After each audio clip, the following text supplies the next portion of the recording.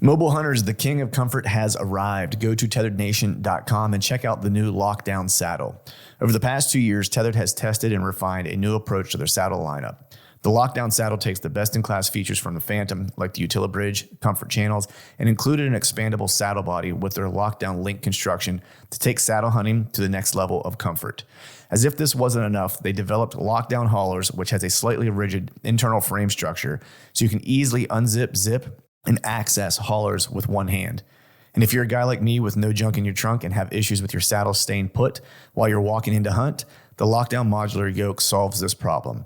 Whether you're new to saddle hunting or an old tree climbing veteran, go to tetherednation.com for all your saddle hunting gear.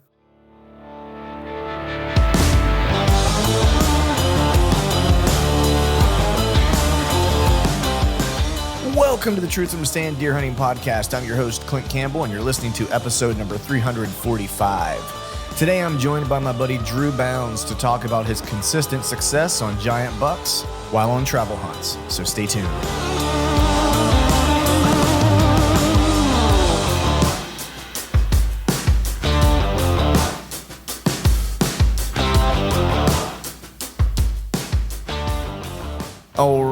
All right. What is up, everyone? Happy Wednesday to you. Hope you are doing well. Hope you are feeling fine. I am a little worse for wear right now. Just got back from the jiu-jitsu gym.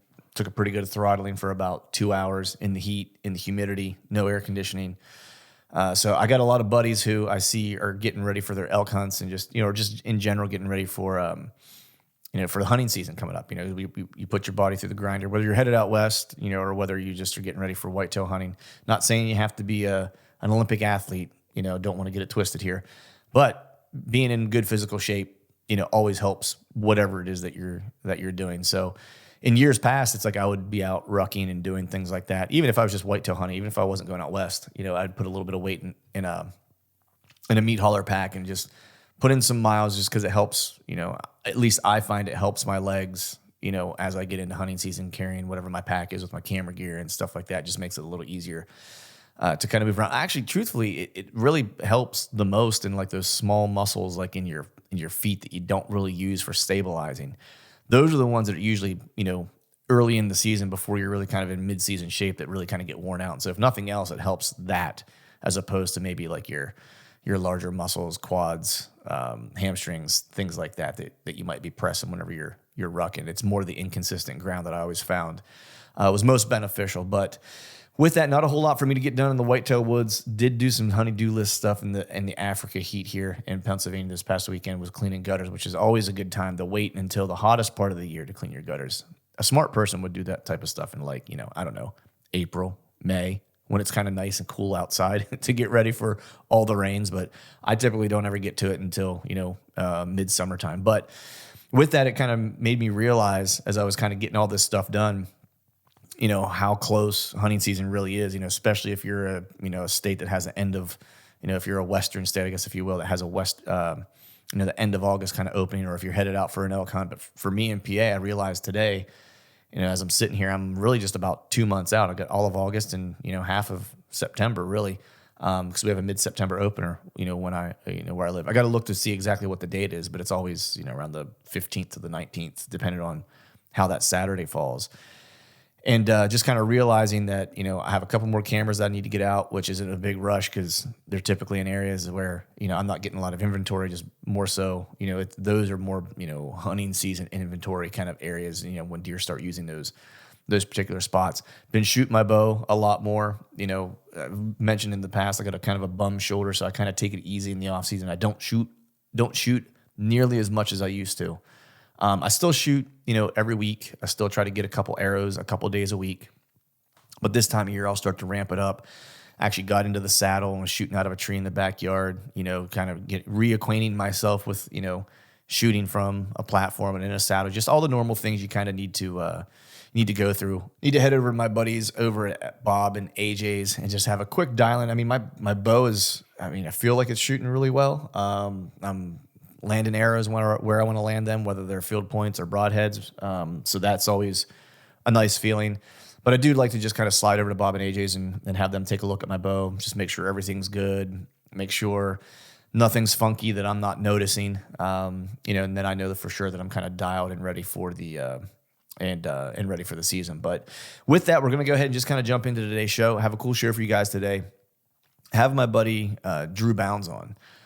Drew is one of those dudes that I kind of refer to as a quiet killer, where a lot of people probably don't, may not know of him or know about him, but his consistent success is that of, at least in my kind of mind, is kind of legends.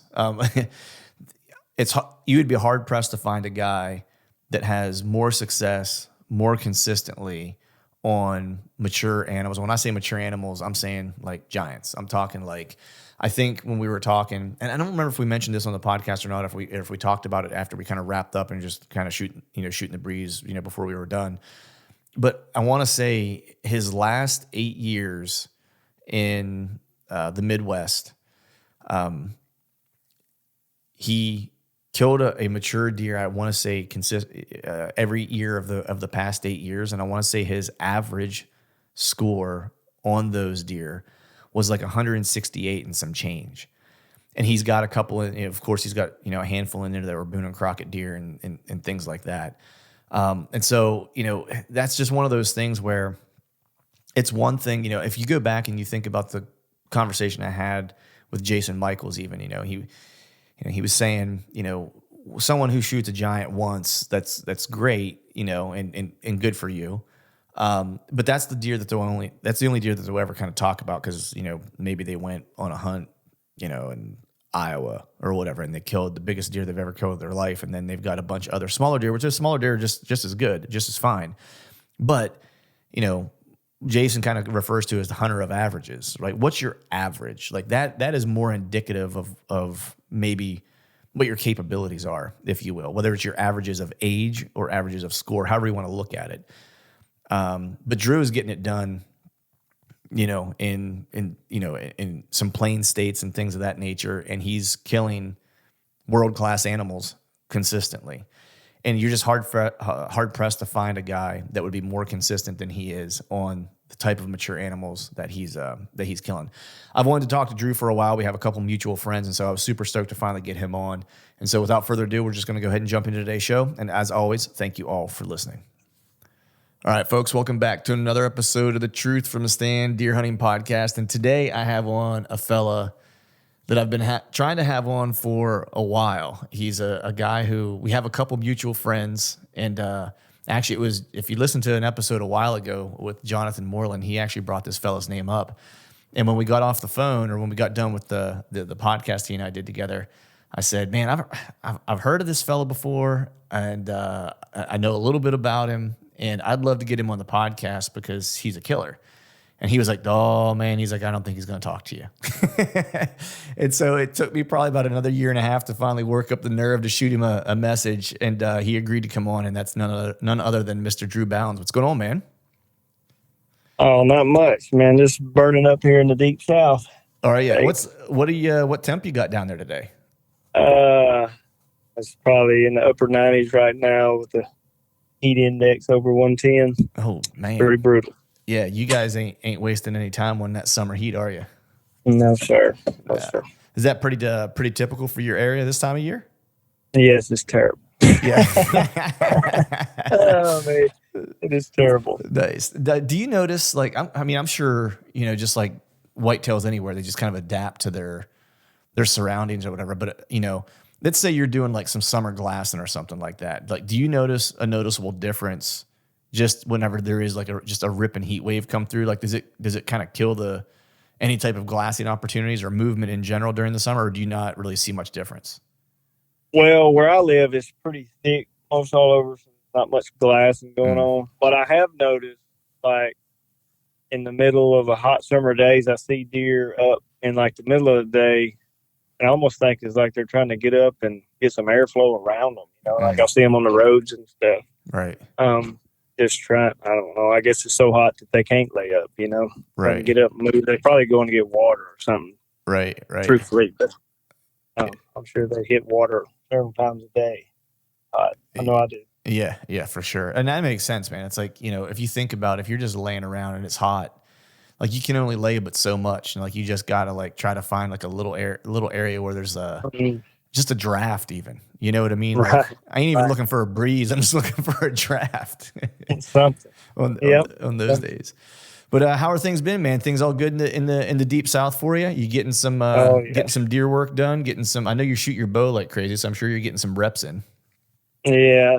I try to shoot as much as I can. I'm in the process of building a house this year, so it's eating up a lot of my free time. Yeah. But yeah. Nice. Are Do a you lot of shooting. Um, I don't do a whole lot of free stuff. Most of my hunting, I hunt a lot around home, but it's not. I don't know, my serious hunting, so to speak, is when I travel and things. right. I kind of prep myself for that kind of stuff every year. Right, right. So the house building, are you so like I'm not handy at all with a hammer and or any tools to speak of. If you need anything serious done, I can muck my way through some simple stuff, but are you doing any of the building or are you overseeing? Man, I couldn't build a birdhouse that a bird would stay in. I by trade I do like excavation work and stuff. So Okay. I did the ground site work for the house. Mm, Built the pad, dug footings, that this, that, and other. But once walls started going up, I get out of the way. right, But right, all my building contractors always ask me what I want to do here and there, stuff like that. It takes up a lot of time. right, right. Yeah, From running. my answer would be like just whatever you need to do so it doesn't fall down. How's that? Yeah, yeah. I ask him all the time. Well, what's going on? You Right. know. Exactly, man. Exactly. Well, that way too, it's like, hey, what do you think? You know, that way, if I don't like it, then it's not my fault. You know, it's That's like right. I can tell Yeah, I can tell the wife that, hey, it wasn't my fault. That guy over there decided that. You know, you can get yeah. But I lay it off on him for right, sure. Like I didn't make that decision. right. So so for your work and stuff, I know you're kind of self employed to a degree and stuff like that. So is it primarily excavating, and you're in Arkansas, right?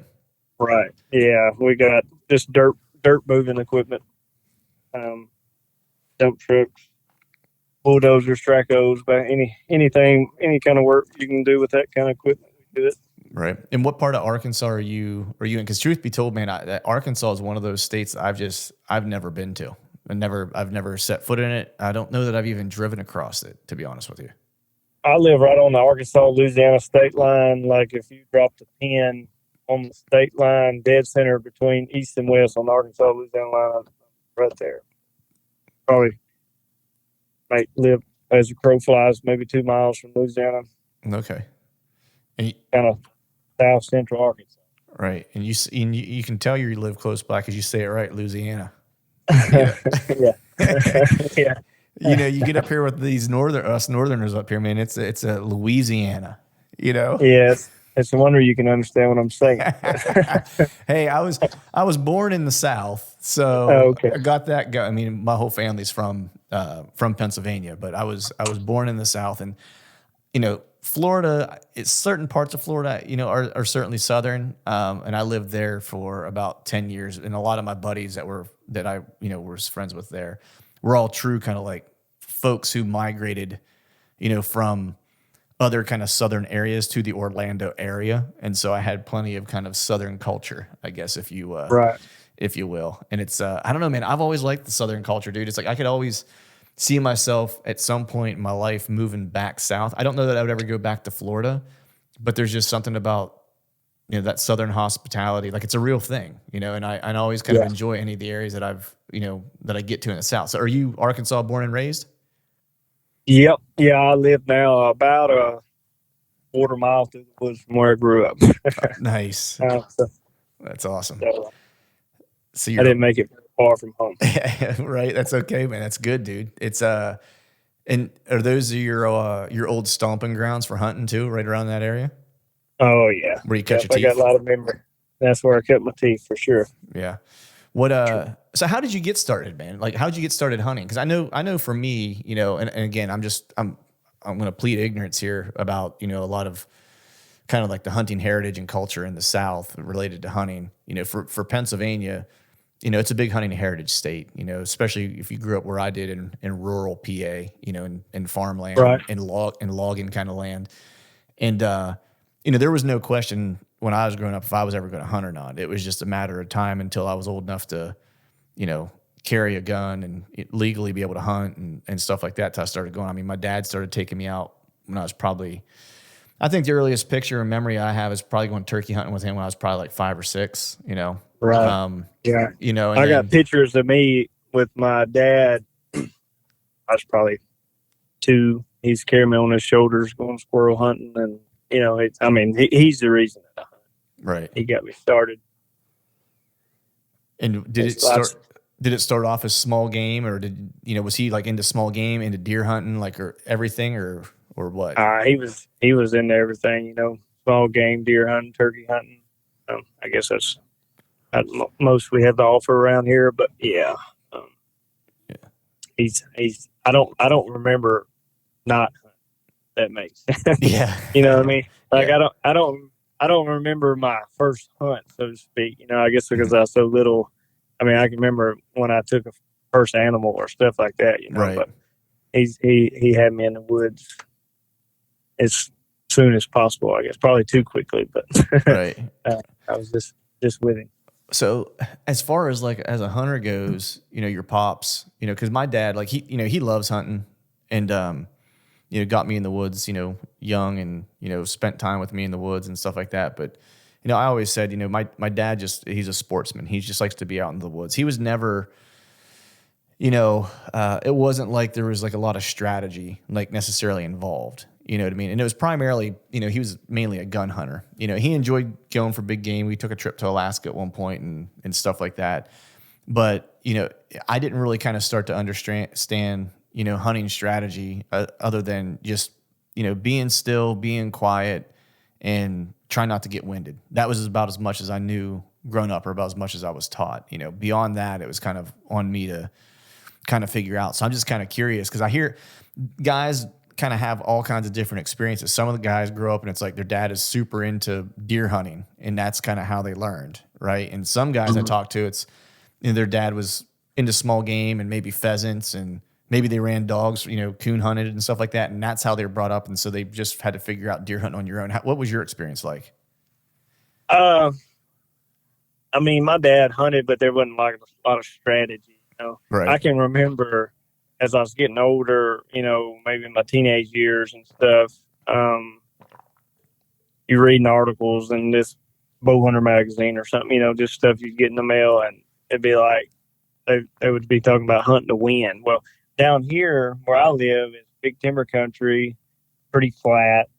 Uh, really can't hunt to win here Mm, because it swirls all the time. right. So like the reading that just kind of bumfuzzles with me. Like, how do you hunt to win? Right. Well, uh, I mean, when I started traveling, hunting other states, I picked up on it pretty quickly. But yeah, I feel like me and my dad. I mean, we started kind of traveling together, Mm, like as far as hunting the Midwest and stuff. We started going at the same time. I was late teens, maybe around 20 or so when we first started traveling. I feel like we kind of learned together. right. That's Um, cool. um, so Yeah. What? yeah. So you mentioned it was kind of big timber kind of in the area you live. Give me a sense, like a little bit of like the area that you did cut your teeth in early. What does that look like as far as like again, because I'm ignorant as far as Oh Arkansas yeah. goes. Like, what's the topography, terrain, hunting pressure? What's all that stuff kind of look like where you're at? Um, Terrain. It's changing. As time goes on. It used to when I was a little kid. There was a lot of hardwood timber. Um, Hunted feed trees a lot. Mhm. Um, but now as time goes on, it's a big timber operation here. People it's all the time. We're going to run out of hardwood trees soon. I mean, Right. Right. they're whacking them down and replanting them with pine trees. So it changes a lot as far as hunting wise. But I mean, now we have a lot of clear cuts and pine thickets with briars. You still got some hardwoods that's got SMZs and little streamlined management zones, what they call SMZ, that where they left Okay. hardwoods along a creek drainage. You can still find some acorn trees to hunt around, but Mhm. um, I don't know. It's a tough place to hunt. I mean, Yeah. really, it's it's harder to kill a 125-inch mature deer here than it is a 180 in the Midwest to me. Right, right. I mean, the pressure is really hard here. I mean, I'm pretty much strictly a bow hunter, Mm-hmm. but like the opening day of rifle season here hits dead center of the rut. So, and there's somebody sitting in a deer stand every quarter mile anywhere there's woods. Right. They're mowing down lots of little 2-year-old 8-point bucks. Mm-hmm. It's just tough. It's a tough place to hunt. Yeah. You said it's flat. I'm kind of guessing, or I'm assuming like you got a lot of swamp area around you too. Would that be fair? I think it's super swampy. I mean, you get around a bigger river or so. I mean, there's a river about a mile east where I live, the Washita River. It's got some swampy areas around it, but I mean, where I live, what I cut my teeth on is little creek bottoms. I mean, it's not really swampy. It's just Mm-hmm. little creek bottoms, and then on the hills where it used to be hardwoods on the hills, now it's pine timber, or depends on how old the pines are. There's either pine timber or little sapling thickets, with briars. Like people always talk about finding deer bedding and stuff like that, and I just kind of laugh at it. Here, I'm like, yeah, show me, show me where they're bedding. I mean, I can point in the area. You ain't gonna point. You're not gonna show me his bed. I don't think. Right. You do a lot of. There's so many times here where I've set up. I check the wind now and see which way the wind's supposed to be blowing, and I'll set up whatever I'm hunting over, and a lot of times the deer come from the exact opposite way that I think he was coming from, and Right. and the wind swirling. So I just got lucky when he decided to come in that the wind was blowing the way it wasn't supposed to be blowing. I don't know. Like I said, it's a really tough place to hunt here. Right. And so I'm always interested, man, like how hard places to hunt always kind of intrigue me. And I think it's those types of areas make some of the best hunters, because, like you said earlier, man, trying to kill 120, 125 inch, mature deer in your areas, like that's like where you live, like that's an accomplishment, like if you can do that consistently, like that's something to write home about. And so I'm always curious, in that area, because it helps me understand, like when you start to travel, how you start to break things down and stuff like that. Like what is like if you're going to hunt your home area, what things do you kind of key in on when you're looking for, like when you're either scouting or even during hunting season, when you might be like, scouting to set up for a hunt or looking for hot sign or whatever the case is? Like what are the things you're really kind of focused on? Man, early you can see those new little fresh rubs, Mm-hmm. that they've been doing right after they shed the velvet, and the bucks are close in. You try to find some kind of food source that they're keying in on. Later in the year when they're starting to rut, I mean, there's pinch points here, but they're not. I mean, I don't know. I've hunted some of those like pinch points in the Midwest that I've done a lot. They're pretty like no brainer kind of spots. Right. Like Right. here it's like to blow down trees that's blowed over, and they're walking around in a tree between it and a thicket edge or something like that. It's and basically a lot of all this here you gotta hunt around some kind of food source, which basically from probably the end of October on, if there's a good acorn crop, Mm-hmm. you need to try to key in on some of your little creek bottoms that's got like the deer here love the white oak acorn. Mm-hmm. Yeah. And there's another tree we call, I don't know, it may be different somewhere. We call them cow trees. It's a really big acorn, and Okay. I've had some success on hunting around them some. Right. Persimmon trees early season, if you can find some that the coons and possums hadn't knocked out before Right. they actually get right to. Yeah. But Nice. yeah. Nice. So it sounds like, it sounds very similar to, what I kind of experience here in, PA and what a lot of other guys probably experience, in other high pressure states where it's, especially early season, trying to chase the food sources. It might differ in different places, to your point, might have to find a secondary food source if there's not a good, mast crop or whatever. What are you looking for if like there's a secondary food source? Say you have a bad acorn drop that year. Are you seeking out like the areas that have just a ton of greenbrier, or is there something that's kind of secondary on your list that you would kind of go to? Food plots work good. This where I live, and I don't like it. Where I live, dating is really Mm, like it's if you're not baiting and your neighbor is, they have all you do.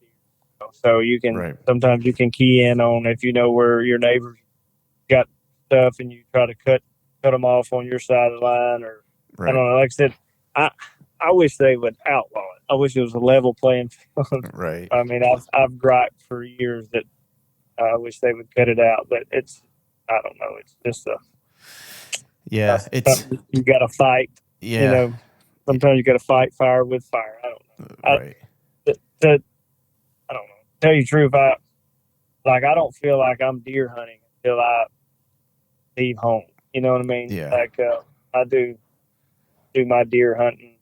I hunt a lot here. I take my son a lot right, and have good times. But my when I think of deer hunting, I think of something 10 hours away from my right. Yeah, house. yeah. I uh, hear you, man. I hear you. uh, I'm in a very similar boat where, we have decent deer hunting here in Pennsylvania. We've got, I would say we're probably, and I don't even like to say it, but somewhat under the radar. right. Because we do have some pockets you can find some quality animals, but there's a lot of areas that are kind of similar to what you're describing. Now, we don't have baiting and stuff like that around here, so that's at least alleviating. And I feel for my buddies like like you and my buddy Greg who lives in Jersey. There's a lot of baiting that goes on there and stuff like that, and it's just adds an extra layer of challenge, if you want to call it, or It just does. It does. And I mean, go ahead. just because you pour out some bait doesn't mean that all your big deer are going to walk in there in the daylight. You know what I mean? Right. It's just, I mean, Yeah. those deer are smart, and I mean, Yeah. Those deer ain't coming in until after dark anyway. no, it's and so so I can remember when I was a teenager and stuff. Me and my dad, we would walk and scout, find a hot feed tree at the end of October, and when Mhm. you find it, you're looking up a tree like, which one I'm going to get up in, Mhm. because you're finna do some shooting there, Right. But now, like, everybody baits, so it's like the deer, like, it's hard to find a really good feed tree anymore because the deer, there's everybody here, baits, so it's like the deer don't have to key in on those feed trees super hard. You know what I mean? Right. Yeah. Like, they will prefer it. They prefer acorn over, but it's like they have that buffet available to them anytime they want to. From like I said, there's somebody every quarter mile, Right. and so it's like I don't know. That's I Yeah. don't know. I always say I live in the armpit of America. Here, I wonder. I uh, wonder too if like I'd be curious to kind of.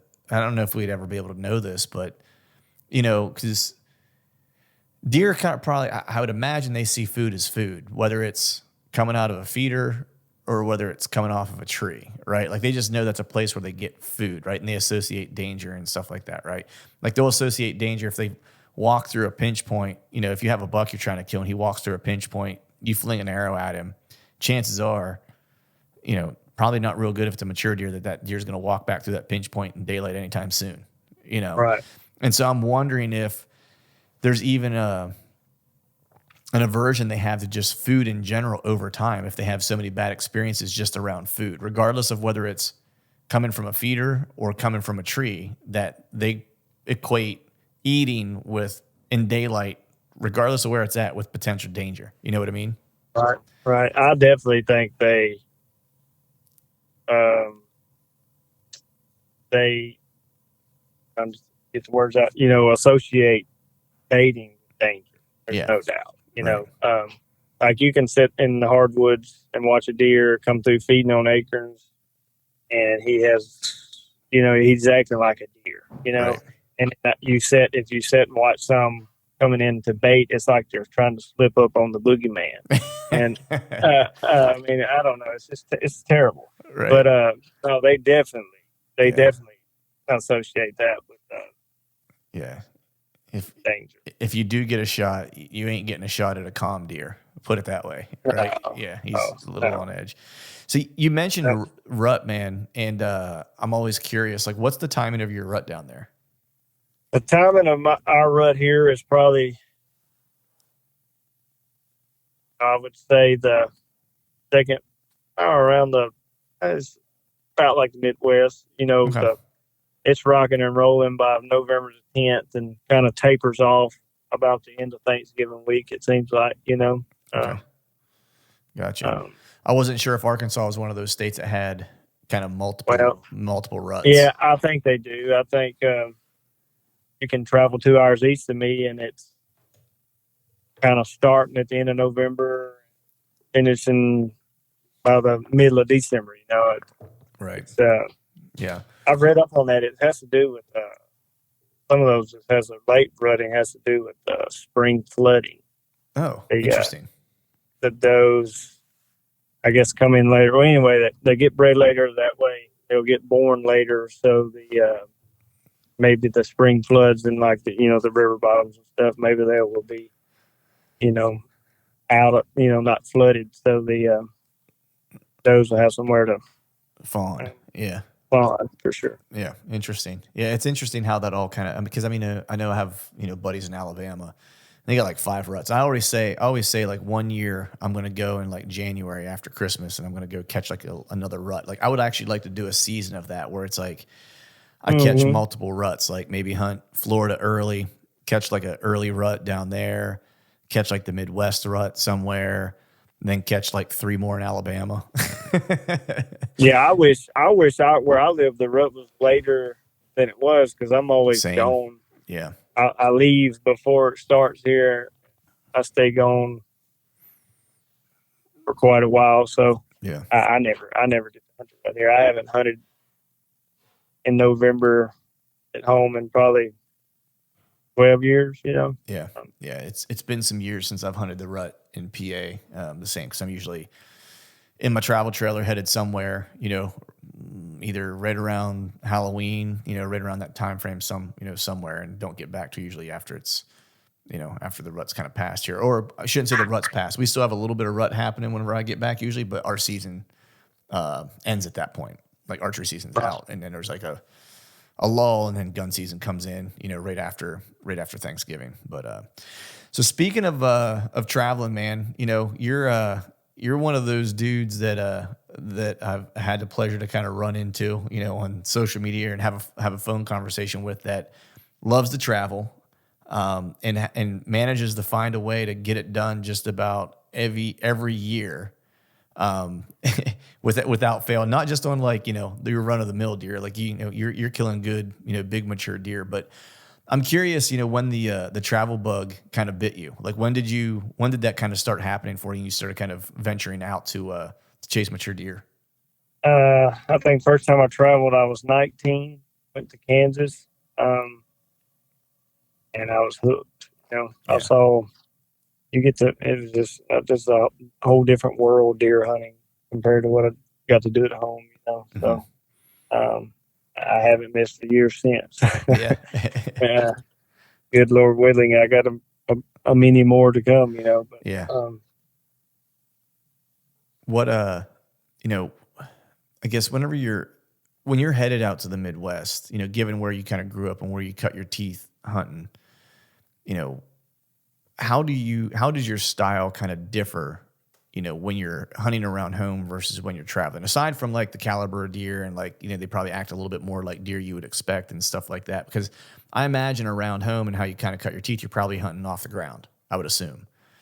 Yeah. and I know a little bit about, where you've hunted in the Midwest and stuff. Cause, we kind of talked about that, previously, when we had a phone conversation, and I know you're doing a lot of ground hunting, and so for me, that was a big kind of change, that, you know, threw me for a little bit of a loop. Like I was anticipating having some challenges, making that switch, but I had to kind of drastically kind of change my approach when I got out there because what I was trying just wasn't working at first. So I'm just curious how things kind of differ from when you're at home to when you're on the road in terms of like your strategy and how you approach it. Man, when I've traveled, uh, I've hunted Kansas a lot. I've hunted Iowa a couple times. I've hunted northern Missouri quite a bit. Mm-hmm. I still like in northern Missouri and Iowa. Stuff's just got a lot of timber. I do a lot of scouting. When I get there, a lot of looking for the tree. I hang and hunt almost every set. But in Iowa, I think in Iowa and Missouri, I've taken a couple of nice deer off the ground. In Kansas, I started just solely ground hunting, Mm-hmm. not getting in a tree, I think in 2015. And now that it's kind of uh, ground hunting for me, um, kind of like, I think like when a girl has been out and about at her job and working out, and when she gets home, she wants to relax and Mm-hmm. she wipes her makeup off her face, takes her brassiere off, and just chill mode. I Right. mean, that's the way the ground hunt is because you don't have to carry a stand, Yeah. you know. So like when I'm stand hunting, I I'm all the time worried about the wind. You pick out this tree and you're trying to play the wind right for this.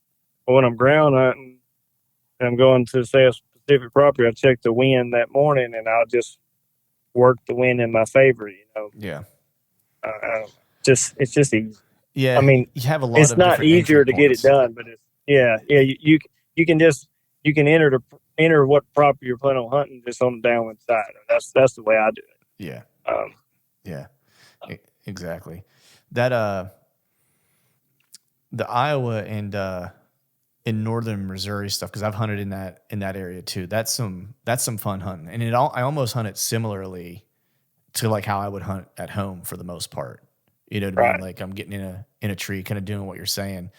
But when you're doing these out of state hunts and you're traveling to the Midwest, and I know you've done this over years, and so correct me if I'm wrong, but I'm assuming you've probably gone back to places that you have familiarity with in the past, and just to check, might not be where you killed that year necessarily, but you've got some places that you have some history with that you might kind of check out. But when you first started going, and you didn't, the first couple years, let's say, and you didn't really have any history with any of these properties or anything like that, or any of these parcels, how are you approaching kind of breaking those down and figuring them out? Did you go out, in the off season and kind of scout previously, or do you kind of take more of a kind of freelance approach where you were like, I'm going hunting and I'm going to show up whatever state it happens to be, and I'm just going to pound the ground for a couple of days and figure it out on the fly, and then start working a plan? Um, I've done a little of both freelancing and pre-scouting. Mm-hmm. The stuff that I pre-scouted, I'd went up and like turkey hunted it the spring before, and just Got kind it. of got an idea how the lay of the land. But I'm an adventure hunter. I like to see what's over the next hill, Mm-hmm. kind of deal. And I probably had just as much luck on the stuff that I freelance scouted. Show up and find something that looks hot. I'm under the opinion, some people think if you bump a buck, he's gone. Mm-hmm. Never coming back. Like if I go scout a place, I like to scout it with the wind in my favor. As I'm kind of combing over things, but I like to bump the does out of their beds, Mm-hmm. and see where they're at. And I mean, I have went and intentionally, like I can think last time I hunted Iowa, I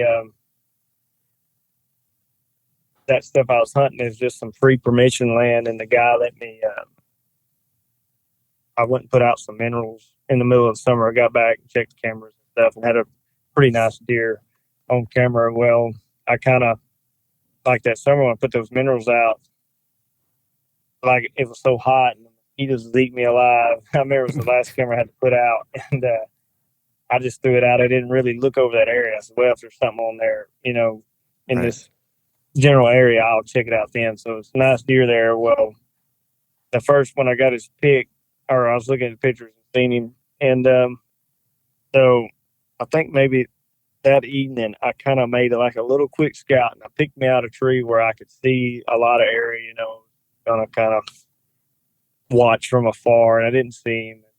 Saw some deer. Well, hunted around another day or two, and we had a hot day, and I said, man, I'm not gonna hunt this evening. I'm gonna figure this deer out. And it was kind of like the terrain there was like some slough beds that had a little water in them, mostly dry, and then there was one spot that had like a little 2.5, 3 acre thicket, and I could tell there was a lot of does bedding in that thicket. And on one side, on the north side of the property, there was a standing cornfield, and I had a feeling he was probably bedding or on the edge of the corn. Well, that day that it was hot, I got the wind in my favor, and I went looking for that deer. I said Mm-hmm. I want to find where he's bedding, and I messed around. I bumped the deer. I don't know if it was him, but I bumped a big single deer where I thought he might be, and I could hear his horns hitting the Mm-hmm. corn stalks as he was running off. Yeah. Well, the next day the wind switched out of the north. At the middle of the day, I went and hung a stand on the downwind side of that little doe bedding area. He met his maker before dark. I mean, I like that kind of hunt, to Right. go and figure it out, Yeah. get up the tree. First time ends the best time. I know it's been said a million times. It holds truth most of the time. Right. First time in a tree. Of all the deer you've killed, on these travel hunts, speaking of that, like first time's best time, how Mm-hmm. many would you say, regardless of whether you were in the tree or on the ground, how many would you say was the first kind of encounter that you had with that deer? So I'm saying encounter to take out whether or not you're in a tree or on the ground, right? But Mm-hmm. like the set you had in that area, whether it's on the ground or in a tree, how often or what percentage of deer in the past, like, let's just say 10, 12 years, do you think you killed on the first set? For that set, Probably, not the first set for that specific deer, but the first set of that particular area. or probably 80% of the time, Wow. Yeah. like or more. I I don't know. I like to, like I said, if I'm hunting out of the tree, I like to hang and hunt, and even I won't hardly ever hunt. I might I not was just going to move ask you for that. Yeah.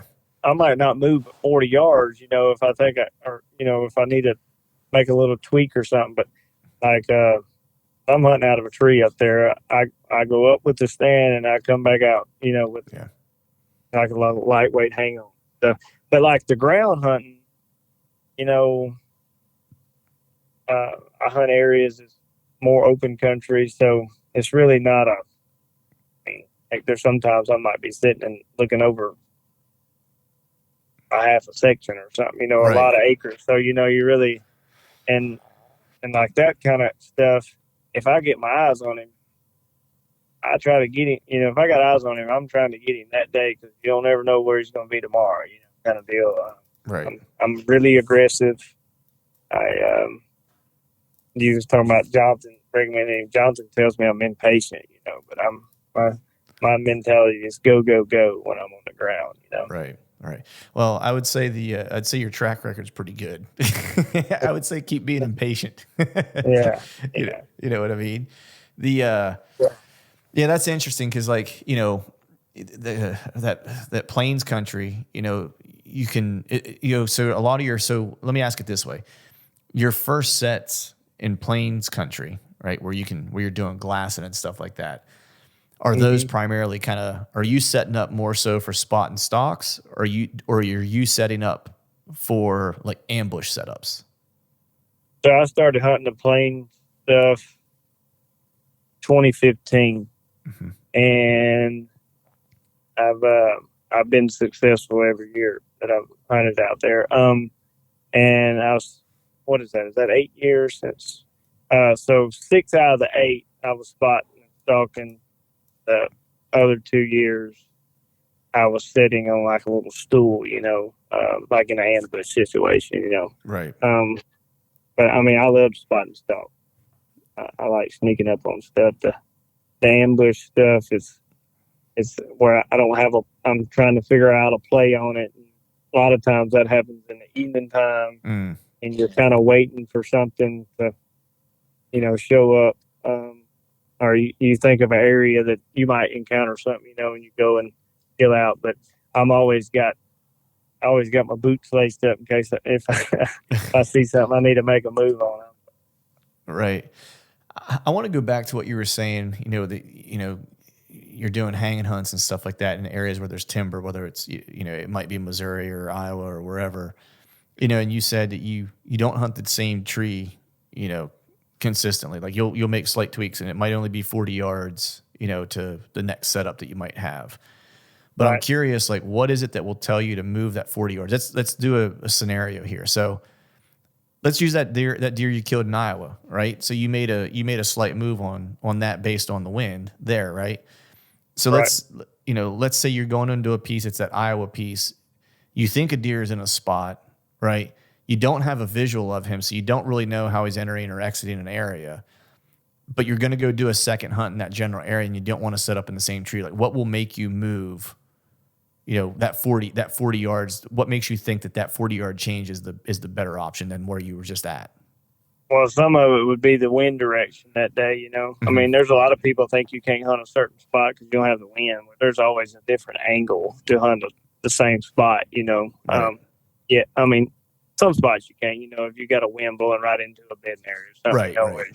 you can go on the other side of the bedding area. You can always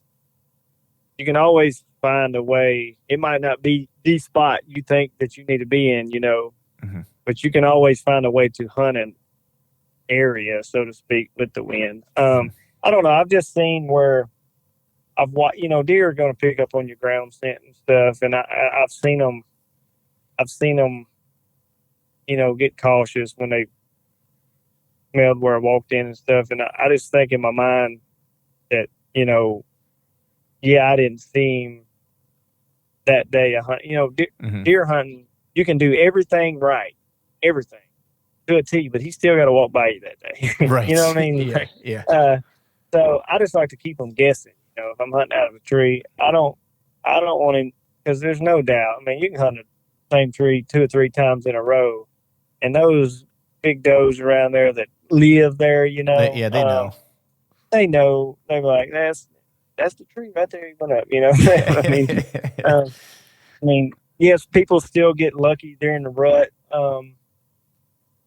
And hunt the same trees 6 days in a row, and some wild rut warrior walks by that's staggering, hadn't slept in 3 days Yeah. and still gets it done. Yes, that tactic worked. I don't know. Right. I just seen success on the first hits in a tree, and when something works, I just keep doing Yeah. If it ain't broke, it. don't fix it. You know. Yeah, just keep repeating the process. Yeah. So Sure. so when you make that small tweak, that we'll just reference that 40-yard tweak again. You're mentioning ground scent. Are you also changing your access route? Yes. Okay. Yes. Yeah, I will. I will go to the extremes to make sure I can get in clean. Hmm. Some people want to take the shortest route. I will walk a half mile out of my way if I think I can keep it from boogering a deer getting in there. Right. But yeah, definitely changing access route. You want to keep them guessing. It's just Right. you know, Yeah, because I think different people have different schools of thought on that. You know what I mean? It's like some people are, I'm going to use the same access to get in and out because that's the only spot they'll ever think that I'm walking in and out. You know what I mean? Like yeah, that's one way people think, right? Another way people think is kind of like what you and I are talking about here, which is like if they aren't sure where I'm coming from and if they feel like I'm here and there and everywhere, like then they don't really have a beat on what's right, what's wrong. You know what I that's mean? right. Like, and if I can make sure I'm using access in general, that that it's unlikely that they're not going to cross my boot track, right? Or that I'm not going to cross deer trails or whatever, then I really have them guessing. You know what I mean? Right. And I think there's probably a time and a place for all of it. Like I know for me in some areas, if there's a hiking trail that's around, like I will use that thing. I will burn that thing up, Right. because deer are just used to seeing people, bikes, if it's a biking trail or whatever. They're just used to humans being on that trail. You know what I mean? And there's human scent on it to begin with, so I might as well just blend in with everybody else. You For know, sure. and then there's definitely times where it's like the area might be a little bit more remote. This north piece, there's some areas I scouted that are just like 2 miles ish back into you get to where you might want to start hunting. And in that area, like some of those deer, may not ever seen a person. You know what I Right. mean? Because this area is super remote. It's really big, and you get 2-3 miles off the beaten path. It's like there's a chance there are some deer back there probably have never seen or smelled a person before, potentially. Mm-hmm. You know, and those ones, man, they cut your boot track or something, man. They'll jump out straight out of their fur. That's right. You know, They will. but They will. But yeah, like I know a lot of people will, like, they'll go in and find a spot and they'll go in and hang their stand. I'm gonna come back here in the morning, hunt it. And in my mind, that gives. I say you went and hung it at lunch one day. You're gonna come back and start hunting it in the morning. A lot of people, that gives all that evening, all that night for the deer you're trying to kill. There's a lot of time for him to walk by and smell all that activity. That's, they can smell it. yeah, No doubt. There's no way around. yeah.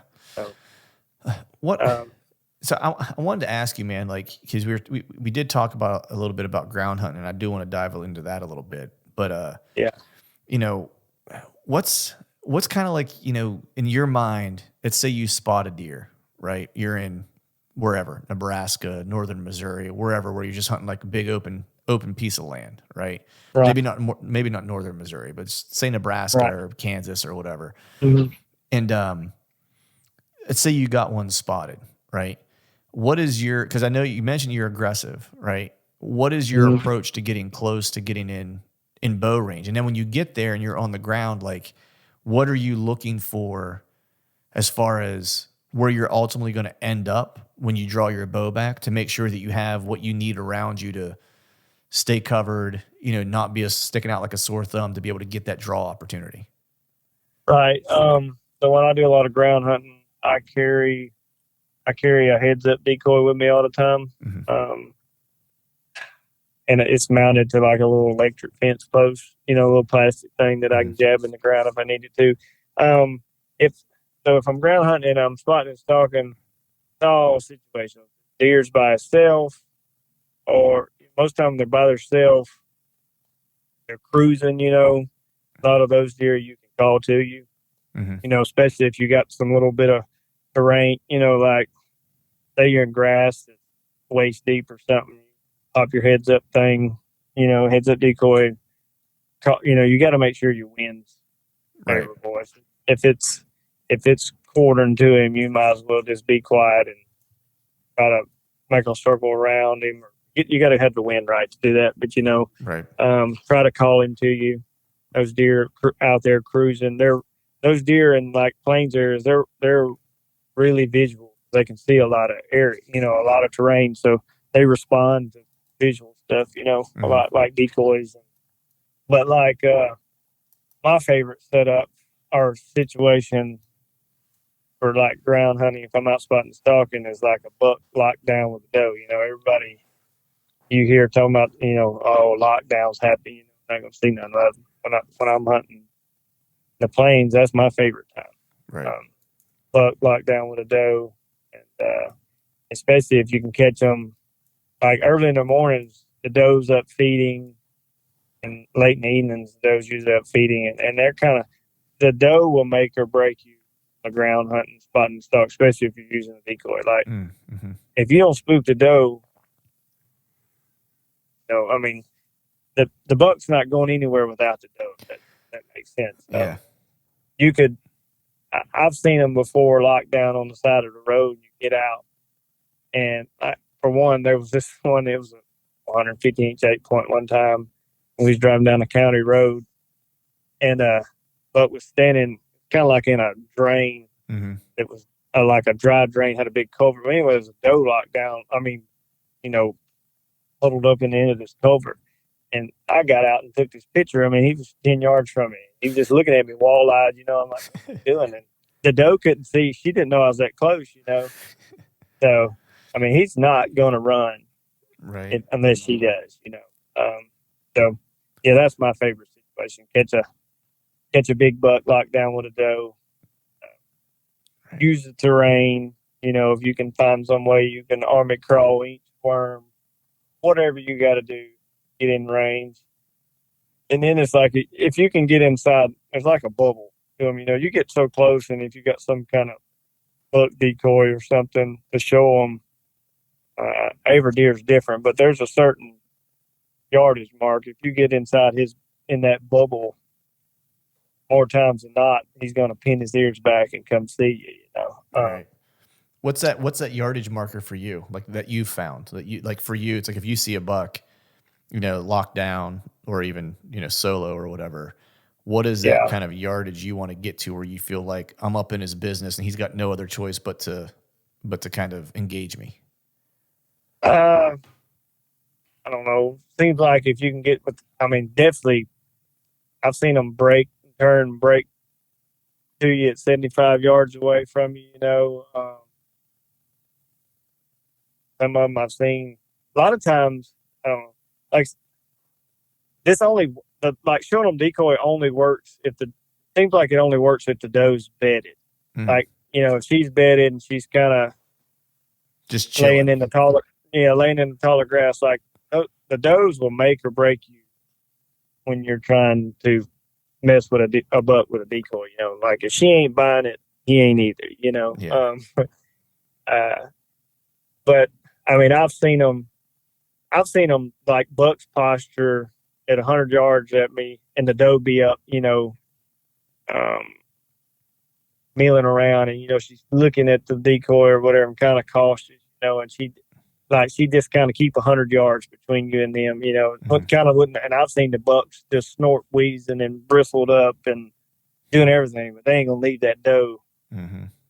to come 100 yards to pick a fight, But like I said, if the perfect situation is to catch the doe bedded, the buck will bed too, but he's all the time going to get up and circle around, and he'll bed back down, and Yeah. but yeah, I don't know. This is different. There's I can think of a deer that I messed with a couple of years ago.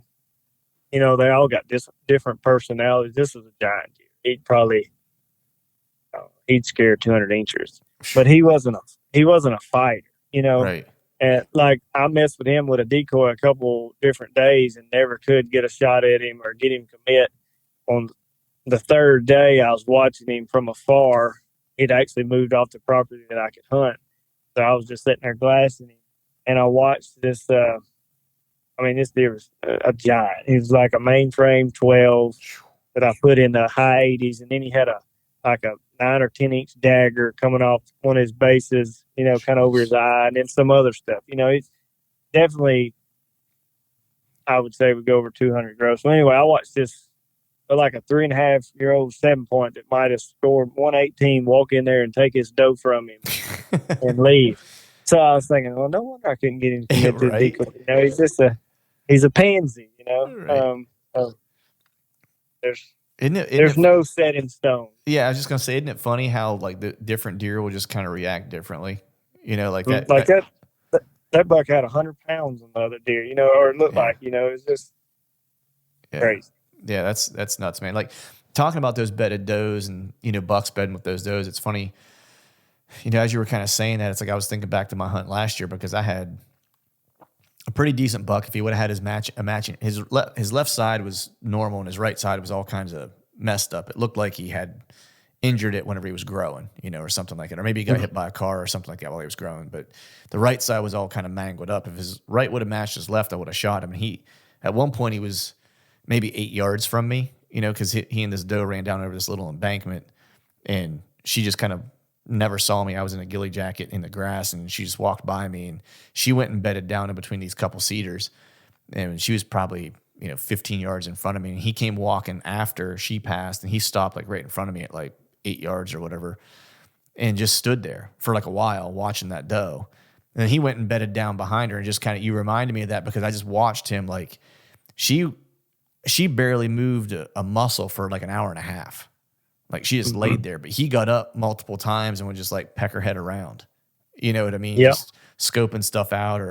And so it's interesting you mentioned that, like, cause it just made me think of when I saw that, I was like, man, that if I weren't that close and I wanted to shoot that deer, I wanted to try to get that, play the game with that deer, that would have been a deer that was probably game to respond to a decoy. Cause that doe was Oh, just, sure. out of the picture at that point, Yeah, for sure. you know? Yeah, that's cool, man. So when you're out there, man, are your I know you talked about like, well, actually, let me back up for a second. There's a question I wanted to ask you that I wrote down. I'm going to forget it. You mentioned visual, and I 100% agree. It's like I picked up on that kind of quick out there. That was one like new thing that was a learning curve thing for me. Was I knew that they could see a lot further, but I think the first year I went out there, the first couple of days, I didn't realize how much they relied on that, versus the deer Mm-hmm. that I hunt, in the Northeast. Um, and whenever you're approaching like a stock, I know some guys like to approach head on because they feel like they have a smaller profile than if they're coming across them. And so they'll Mm-hmm. they'll make sure they got the wind in their favor, right? And they're going to approach them almost head on because they're not going to have as much movement. It's almost like if you take your hand and you put it skinny in front of you and you move away from you, it's like, you don't notice as much, but if you take your hand and you make it sideways and you wipe it back and forth in front of your face, it's like that obviously is like a much bigger Right. disturbance. And so like some of the guys I know, it's like they'll actually approach, their initial approach will be head on as much as they can, especially if they can kind of have like the sun at their back to where it's like Right. now that deer can't see, it's dealing with, you know, it's dealing with like the contrast, like where it can't quite pick you out and you're making your profile skinny. So are you playing games like that, or how do you like approach when you're at a distance before you kind of close those final yards to get into the right spot? Man, it's just all terrain based. You know what I got to work with. I love windy days. Mm-hmm. That's obvious. I Right. mean, I've seen days where out there, be a 40-mile-an-hour wind. I can dang near get up and pet one of them. On a wind day. um, I don't know. I can. Every deer has been different. There's. I don't know. Definitely, just try to get the wind in your favor. Mm-hmm. I mean, it could be a crosswind making a stalk. If you're not planning on trying to make him come to you. I Right. mean, if you're trying to make him come to you, he's gonna circle down. You Right. know, Yeah. um, no doubt. I mean, he might get in bow range before he circles downwind, but um, I don't show him the decoy unless I feel like I have to. Like that's Gotcha. not my first go-to. Let's see how close I can get without letting him know I'm here. Mm-hmm. But then if I can't get to where I need to be, or in range, then I'll show him the decoy. But yeah, just any kind of there's even sometimes when it looks flat, there might be some grass in a certain areas a little taller than others that blocks it. Mm-hmm. Just I don't know. Yeah. There's every stalk I've made has been different. Right. uh, there's no There's no like there's no set kind of way, right? It's yeah, no. and those little undulations and ditches too are, man, I mean, everyone thinks it's flat in those areas, and it's just, man, you can get hidden real quick too, and the deer can just disappear on you at the same time. That's right. You That's know, right. I mean, a man can do a lot laying flat his belly on moving on stuff. I right? mean, it's a lot more. Wears you out a lot faster, but you get 6 inches off the ground. Hmm. The highest part of you sticking up, you can cover some area Right. getting close. Sure, especially if you got a little breeze covering up the sound Yeah, for sure. Which out there you have most of the time, except most of the time. except when I need it. That's the only time I never have it. Oh yeah, I had a situation last year. So I got two boys. I got a 7-year-old and a 3-year-old. My 7-year-old's spoiled. Mhm. He's hunted Kansas with me twice Oh, nice. already. Uh, but last year we was hunting some just some walking ground, and I ran in or we ran into a deer. I would say he was a mainframe 8. He had a couple uh, kickers off his G2s, kind of matching on each side. I would put him in the 70s with the kickers. I mean, a giant deer, Right. And my we was bow hunting. And my son's small, so he was shooting a crossbow. And I mean, of all the days for there not to be any wind in Kansas, I had this buck bedded with his doe at 80 yards. I'm trying to get closer. It's middle of the day. Kind of a perfect scenario, other than there wasn't a breeze nowhere, And I even had a little. I think there was a cedar bush or two, that we had finally circled around and crawled and this, that, and the other, and got the little cedar between us and the deer that was bedded. And I was like, oh yeah, it's gonna be good. Right. And then the no breeze, like we're going slow as possible. It's and dealing with a 7-year old is dealing with a 7-year old. Right. And so, he's probably not being as quiet as possible. It's just is what it is. Try to make it fun for him. And the doe, I mean, I think we got within 80 yards of her, and she could just hear us. She couldn't see us. There's just something not right, and gets up and eases off. But yeah, wind's definitely your best friend. A steady wind when you're doing that spotting and stalking stuff for sure. Yeah. Um, The other thing that surprised me too was like you need some wind to get to move, but what surprised me was how quiet things are on the ground out there because of how mm-hmm, much grass and how much that deadens the sound. mm-hmm, You know what I mean? That was something that I was kind of surprised by because even on a day where I might not have much wind and I have deer approaching where I can see them, but it's like I'm like, man, I should be able to hear them by now, and I couldn't. You know what I mean? It's like yeah, yeah, when I could finally hear them, they were actually on top of me when I could finally hear them. right, right. Yeah, I mean, it's grass is not like dry oak. No, It's a different animal. for sure it is, Yeah. man. Are there any terrain like features out there that you've kind of consistently found where you find deer specifically? Like you're going out there and you're going to go do some glass and driving and stuff like that. Are there certain types of terrain features that you'll kind of look for, like whether it's I want like big brushy draws, or I want draws in wide open CRP, or just I want undulating CRP ground, or I want something that's going to be next to a cut cornfield? Or is there anything that you've kind of honed in on that you find that's like where you found like some consistency? Areas far away from roads, Yeah. um, somewhere where they can't be seen from truck passing by. But like those deer out there in the plains, they like to bed like little plum thickets, I call them. Mhm.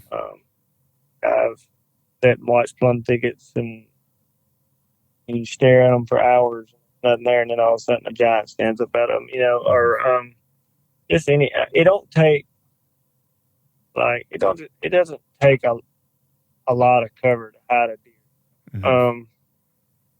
Like I like to hunt places like everybody bow hunts. They think you need to be sitting in a tree, Mhm. and I like to hunt places that people don't think is good deer hunting or bow hunting, so to speak, just because there's not a tree to get up in. But yeah, this places. I mean, this like you've heard a million times. Just get away from the roads. Mhm. Just places they feel safe where they don't encounter people as often. That's where I like to go look. Right. Yeah, But, the standard kind of stuff holds true. That's the one thing. It's like mm-hmm. that approach travels. It's like kind of like football. Yeah, You got a running game, it'll travel. It's like that's right. deer hunting. Right. Stay away from people, stay away from roads. That approach travels. The Like when I'm hunting the plain stuff a lot, I never enter anywhere before daylight. I always, I always can see when I'm walking into an area. A lot of times, I might, if I got a specific area in mind, I might actually drive around for the first 30 minutes and just see if I can lay eyes on something. Because a lot of times they've been to their destination food source at not all night, and Mhm. they're going back to wherever they're planning on hanging out for the day, so to speak, and you can catch them, get sight of them, Right. heading back toward those areas without roads. I mean, you can get eyes on something. That's you've won half the battle. The Yeah. it uh, the hardest part about killing a big deer is finding a big deer. Yeah. It's not making. I mean, it's not shooting him at 20 yards. The hardest part is finding one. Laying eyes on him. Hmm. I feel like if I can see him, I can kill him somehow. Right. How much are you? How much time are you glassing versus like hunting, or just say glass? Like, are you doing a lot of driving? Because I know for me, whenever I'm out there, it's like I'm typically doing a lot of driving. Uh, it depends on if I know about a deer. Got it. Um, Yeah. if I'm not, if I don't have any, I mean, if I don't have any good ideas of where a deer is, if I haven't spotted one in a certain area, I'm looking for one. Hitting a lot of different pieces of public, Hmm. driving. But if I don't catch something with my eyes the first hour or two, then I'm going to dive off into something, and see what I can run into. Right. Uh, but if I get eyes on a deer, a lot of the plains deer, they travel way more than they do, say the states that it's got a lot of timber. They just Hmm. got bigger ranges. Yeah. So if I get eyes on a deer, then I will go and do a lot more sitting in glass and looking for him, or an area I think I might. But I don't know. Like I said, I'm go go go. Right. I'll sit and look for this, and then I might walk and hit another vantage point and see if I can sit more. I mean, it's amazing what you can see from one spot that you couldn't see from the other. That Right. was 100 yards from there. Yeah. But Like, yeah, it just depends on if I got eyes on right. Yeah. one. That makes sense. It's I kind of do. I drive around and I'll find a spot that looks interesting to me that maybe I can't glass it from driving, and I'll hop into it, or it might be like a drainage or something like that, and I'll walk in and hit a couple different spots where I'll just do some blind rattling, see if I can't rustle something up or bump something and just try to get a visual. Yeah, But that's usually kind of my game plan. I'm curious, man. You can only take one of these things. I was thinking of this because I know you like to use a decoy. You can only take one. You can take a decoy, a grunt tube, or rattling antlers. Which one are you taking? the decoy, Yeah, no brainer. no brainer. How often are you rattling while you're out there? I mean, every once in a while I might blind rattle because I'm bored. um, but I I don't know that I've ever killed like a big mature deer blind rattling. Hmm. Now I've rattled some in after I laid eyes on them, but I don't know if I've ever honestly, just picked up a set of horns and rattled and a big deer came in. Hmm. I mean, I've definitely killed some big deer by rattling, Hmm. but it's after I've done laid eyes on Right, and them. at I that point you got a sense of what it would take to try to pull him at that point. Right, right. I mean, if I'm out in the prairie and I rattle, it's because that wherever the deer's at, there's no way I can get in front of it. He's most of the time, they're rattling. They're going to be by themselves. Hmm. Call them in, and most of the time they're by themselves and they're rutting. They're moving. Right, So, like if I rattle the one, it's because um, he's probably going the other way, and I don't feel like there's no way that I can go ahead of him, without before he gets off the property. I can. I mean, most of the time when I rattle, it's like a hail mary. right, let's let's try this before he's gone for the day, kind of deal. right, Um, right. What yeah. I'm curious, man. What deer have you hunted that that you felt was like that taught you the most? Right. Like I always feel like there's like as you go through like your hunting journey, there's always like a memorable deer that was like almost like a watershed moment where it was like, man, this deer was tough to kill, and I had to like he beat me 100 times, and I finally learned what he was doing, and then that lesson was like a thing that I was able to use from there on out. Like I know for me, I always use the example the first time I went to Iowa, and got to spend that much time around mature deer for that whole trip. It was like taking a master's class on whitetails because I Mhm. was like, I'd never seen that many mature deer, at one time. And so you just got to Right. watch them do mature deer things and watch how they use the wind and watch how they scent check areas and watch how just everything and watch their mannerisms and stuff like that. And so I'm curious for you, like, you've killed a lot of big deer, a lot of mature deer, and I'm curious if there's one that stands out to you that taught you the most. I'm trying to think. It's kind of hard to have I haven't ever really built a relationship with a deer because most of the time I only got, say, 10 days to hunt there. Mm-hmm. I don't know. I've had killed several good deer, but I mean, I can think of certain deer that I kill where, you hear people. I can think of one that I've shot sitting on the ground, but I was in an ambush spot. Mm-hmm. I saw a deer like a week prior.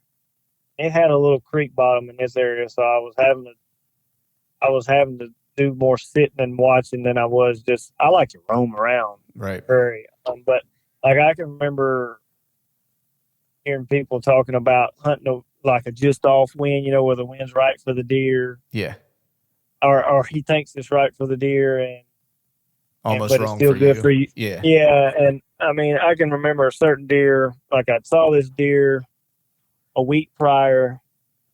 Uh, it was the first day that I showed up at that place. I shot my bow, and I'm real anal about my buddies say I'm OCD, but about my archery equipment. I Mm-hmm. want it dialed to a T.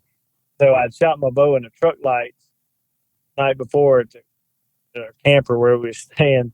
Well, I think I was hitting a touch low or something. I mean, I'm talking like a couple inches. Well, most folks are like, it's good. Well, Right.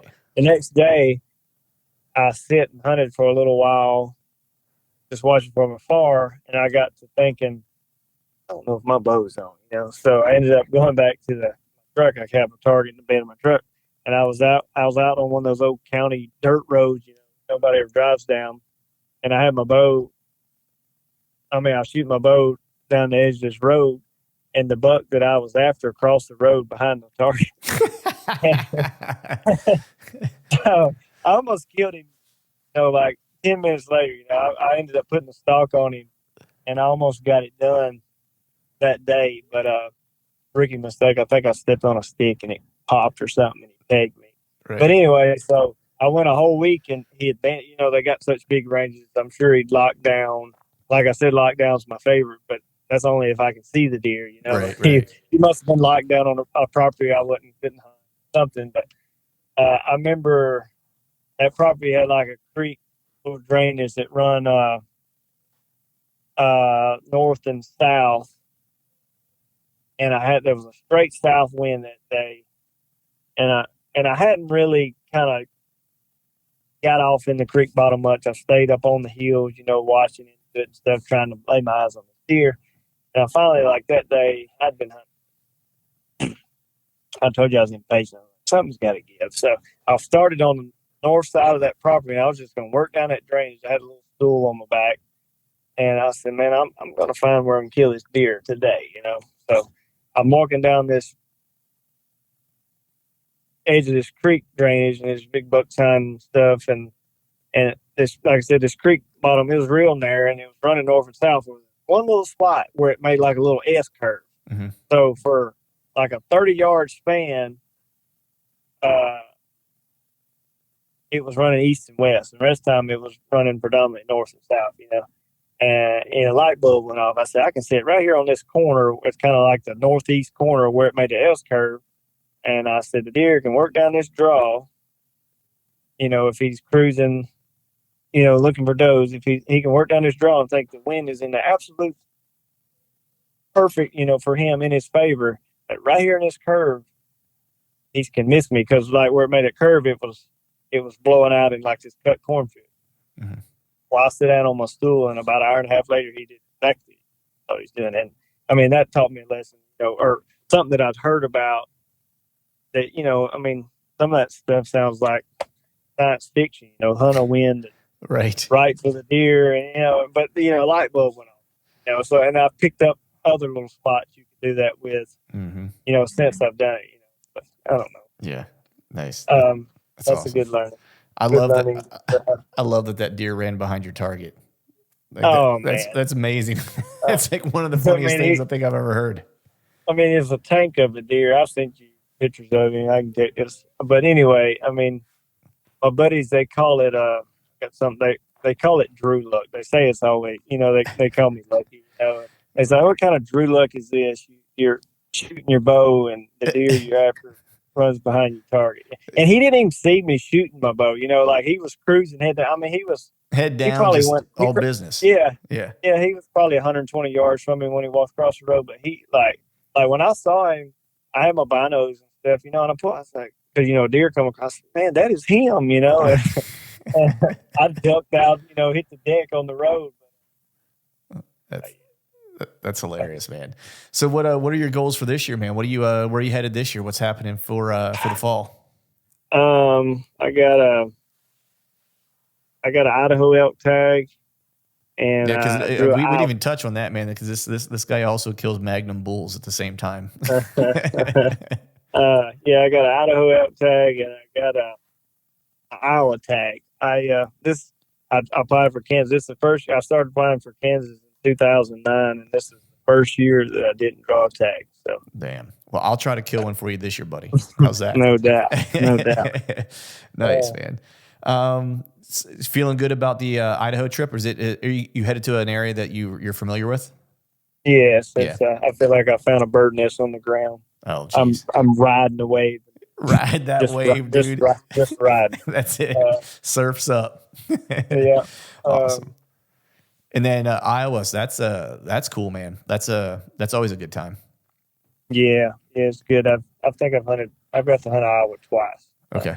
Yeah, I should go for my That's second time in next fall, so 2024. I should be back right. to Iowa. Right. The I'm glad it worked out with my tags. I like to hunt Iowa and Kansas the same year, something, or I usually try to hunt multiple states if I can get a hold of decent tags or something. But right. I am glad my points worked out where I am getting to hunt with one good tag this year versus nothing, so to speak. Yeah, I'm looking for. I'm not looking past this year. I'm stoked for this season, but next year the Iowa trip, I'm planning to go out. I think I mentioned this to you when we were talking. I'm planning just to go out to live there from like end of September through till I fill a tag essentially. Cause, you say you're going to do that in Iowa? Yeah, because I work remotely, so it's like I can work from anywhere. So I'm just gonna take my little travel trailer and set up shop out there and work and hunt like I live there, and take off good weather days, and work during days where the weather's not great, and and do that and see if I can't find a big one. Oh yeah, find a big one. Get that much time. That's a good thing to have time when you're after a big deer. Sure. That's it, man. Yeah, time is probably one of the most critical kind of components of it for sure. But Yeah, well, cool, man. I know I've kept you here just about an hour and 20 minutes, man. I want to be sensitive to your time, let you get some family time in. But before I let you get out of here, let folks know where they can follow along with you, what you got going on this year, if there's social media or anything you want people to pay attention to. Or I know that you killed a giant in Kansas last year. I think Jonathan's putting a video out for that at some point in the fall, right? right. I told him he needs to get off his rear end and do it. I got a lot of people asking me to want to see it. Right. I'm not I guess I'm on social media, but I don't do much posting. Right. If I kill a big deer, my wife's like, "Look what my hubby did." I need to do better on posting stuff. But my Facebook's Drew Bounds, and I think my Instagram's at Bounds Drew. But it's pretty boring. You're not going to see much on there.